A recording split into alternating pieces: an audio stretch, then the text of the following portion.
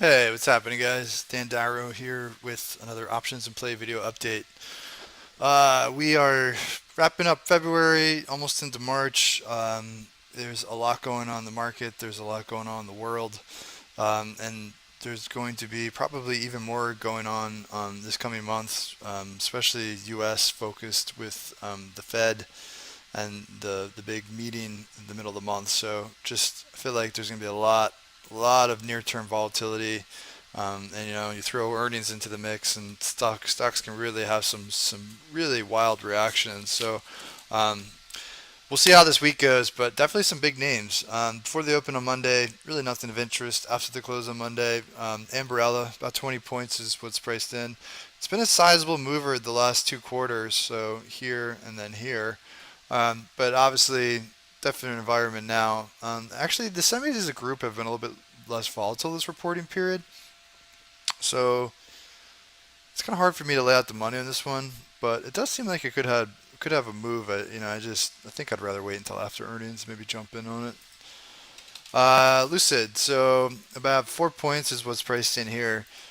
Should be interesting. Been pretty quiet on Lucid, and the stock has been lagging a bit.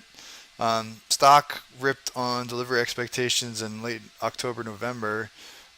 So people are probably going to be interested to see what developments there are here. Still a big valuation even after pulling back. So this definitely seems like it could be a mover to me. Zoom, look at that chart. Huh? So about 22 points is what's priced in. Definitely a tough setup. And such a steady downtrend, and a lot of stocks that have reported earnings and similar patterns have been unable to break these real steady downtrends. Option pricing, it's not crazy high, but it's also not really a setup where I'd be expecting a monster move. But it might be a quick focus right after the numbers come out, especially if it can deliver and it can get close to this 20 day. Because if it can clear the 20 day, then things could really open up. For the open on Tuesday, so Baidu, about 12 points is what's priced in. Baba didn't have a great report to kick off the Chinese tech names, so we'll see what Baidu says. This group's still very out of play, so something's going to have to change for them to get better. I guess for Baidu, that would be getting above the 200 day. So, I mean, that's what I'd wait for. Just move for the 200 day, then maybe I'd start to take a look.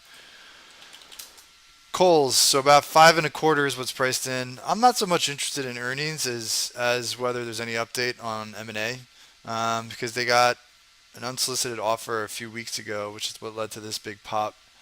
But there's been no update since. So I mean, it could be volatile if they reject or move forward with that bid, but earnings may not move it as much. Target. So about 14 points is what's priced in here. Big retail report. Walmart was solid. Target didn't respond well to that though. Stock has been very weak, under a ton of support levels.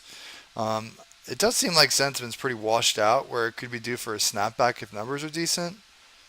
So I may look at something on the bull side, maybe something speculative, maybe. A lot of question marks here.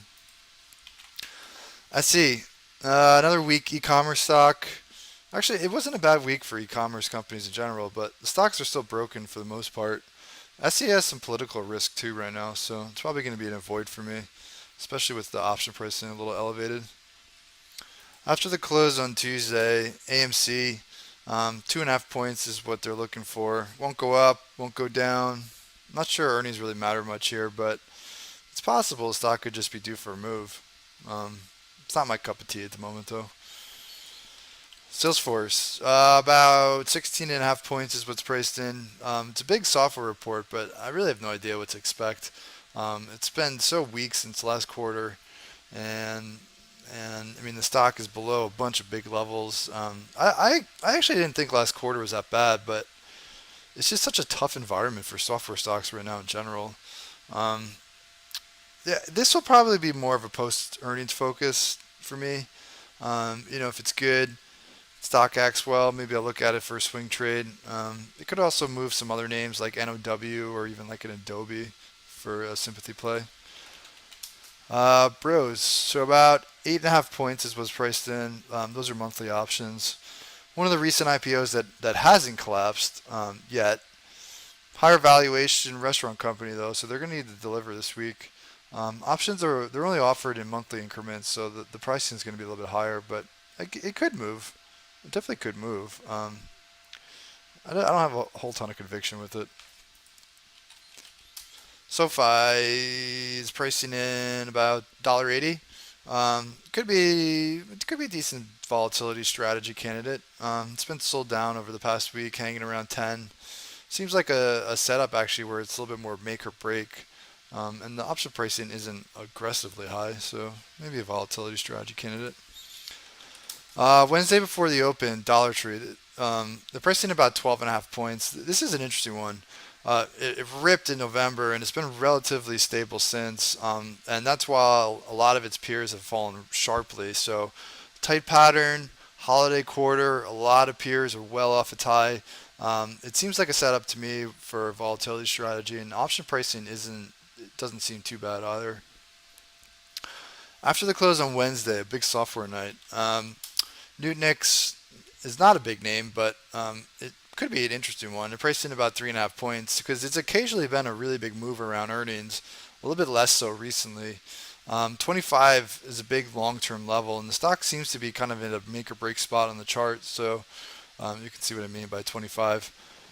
So I mean, could be something to look at for a volatility strategy, but might also revolve around getting risk down a little bit on the options, just because it really hasn't been a huge mover lately.